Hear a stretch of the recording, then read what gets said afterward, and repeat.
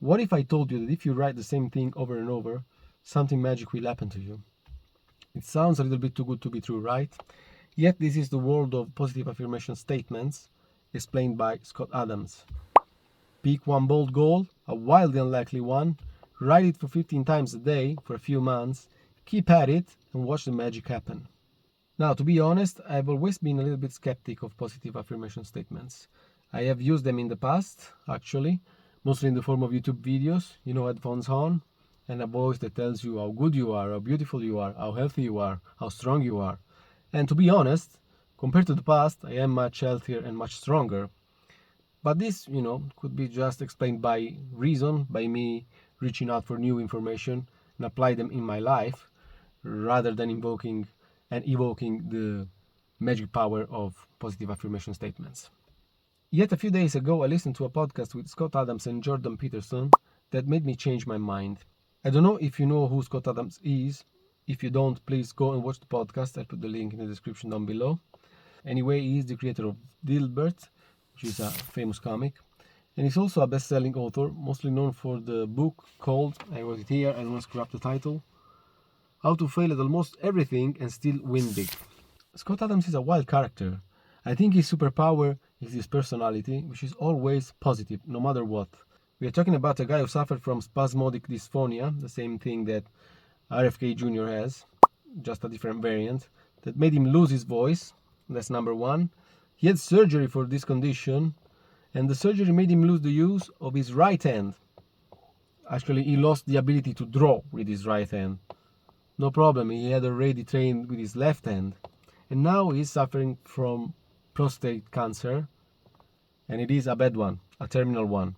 He doesn't know if he's going to make it. If you go and listen to the podcast and watch him also, you see that he is still pretty positive and he is still pretty optimistic about it. That tells you something about his personality, how powerful it is, and about his ability to shape life according to his own will. In this picture, he used positive affirmation statements. Pretty simple, he's pretty chill about it, he's pretty adamant about the fact that they did not work all the time, but they did work to make him become a famous cartoonist. They did work to make him become a #1 best-selling author. The way he became a famous cartoonist and a best-selling author is just wild. I'm not going to go into details, but as I say, there is the podcast in the description, so you can go and check that out. But what really made me change my mind about this positive affirmation thing has been Jordan Peterson. He really put a scientific twist to it, really put a psychological anchor to it, and I'm going to explain how. We believe that we see the world in an objective way. We just perceive reality as it is, and we act in this world. But in fact, that's not what's happening. Perception is always goal-directed. And you don't have to go very far to realize that. If you're looking for a projectile, anything can become one. This book, this pen, they can both be weapons.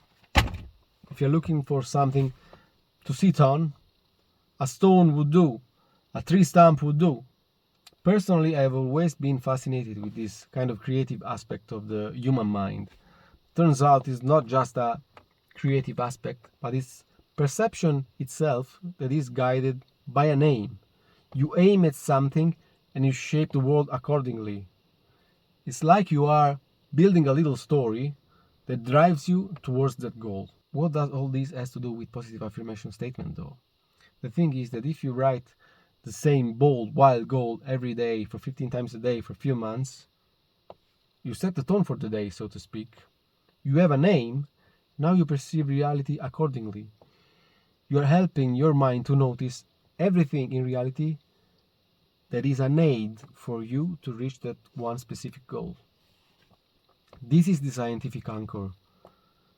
This is the psychological twist that really got me, and it got me to the point that I wanted to make a little notebook about it. I'm gonna put the link in the description down below. It's gonna help you to stay consistent if you want. But anyway, the point is, I'm not here to peddle my little notebook, because any notebook would do. So please, don't buy the book if you don't need to, but why don't you try? Why don't you try this positive affirmation statement thing?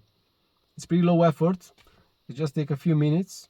In the morning would be better, according to me, because you have your notebook close to your bed with the pen. You get up, you write it down, and you go about your day. You don't have to believe in it. It's nothing special. It's just simple. Maybe works, maybe not. Personally, I took the chance and I started writing. It's also somehow a form of prayer, right? Ask and it will be given to you. Isn't that right? Okay, this is all I have to say on the topic. I'll drop a few links in the description down below to the podcast, to Scott Adams' most relevant books, to my little notebook. It's worth trying, in my opinion. If you want, let me know how it goes.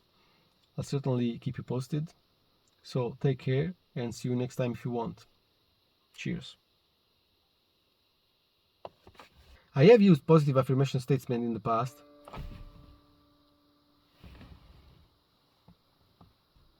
There's a bug playing my guitar.